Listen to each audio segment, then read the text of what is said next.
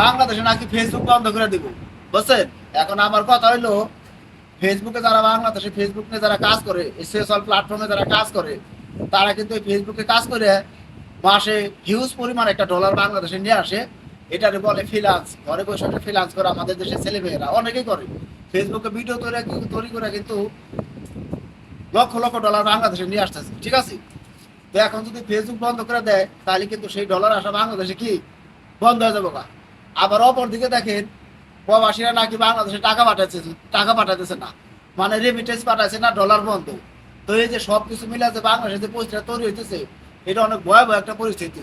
তবে এই যে আমাদের আইটিসি মন্ত্রী মহোদয় যে বলতেছে যে বাংলাদেশে মানে ফেসবুক তারা যে একটা নোটিশ পাঠাইলো আজকে, তো তারা যদি তার নোটিশে যদি ঠিকঠাক মতো কাজ করে, অর্থাৎ ওখানে তারা যেভাবে বলছে ফেসবুকে, তারা যদি ফেসবুকে তাদেরকে সঠিক ব্যাখ্যা দেয়, তাহলে বাংলাদেশে ফেসবুক চলবো। আর অন্যথায় এমন আছে ফেসবুক বাংলাদেশ থেকে বন্ধ হয়ে যাইতে পারে। এখন আমার কথা হলো, বাংলাদেশ থেকে ফেসবুক বন্ধ করা কিন্তু কোনো সমস্যার সমাধান না। এতে করে আমি মনে করি আমাদের দেশের অর্থনীতিকে আরো ক্ষতি হইব।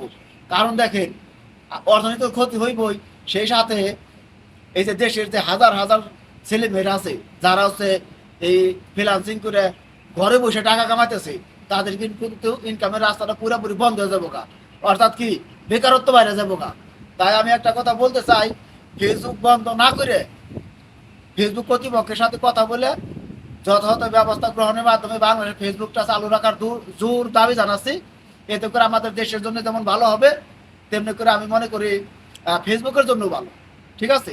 আর টিকটকের যে বিষয়টা আছে, এটা বন্ধ করলে কোনো ক্ষতি নাই, আমি মনে করি এটা বন্ধ করাই ভালো। কারণ হচ্ছে টিকটকে বর্তমানে ব্যয় পাওয়াটা অনেক বেশি পরিমাণ হইতেছে, যার কারণে টিকটক বন্ধ করলেই কি চালু রাখলে কি এটার জন্য কোনো আমাদের আপত্তি নাই। কিন্তু ইউটিউব ফেসবুক এই দুইটা প্ল্যাটফর্ম যেন বাংলাদেশে চালু রাখা হয়, কারণ এতে করে আমাদের দেশেরই ফায়দা। কারণ হচ্ছে আমাদের দেশের ছেলেমেয়েরা ঘরে বসে বসে ডলার ইনকাম করতে পারবো, দেশের রেমিটেন্স দিতে পারবো। হ্যাঁ, তো এটা ভালো একটা দিক। তো যাই হোক, সবাই ভালো থাকেন। আল্লাহ হাফিজ।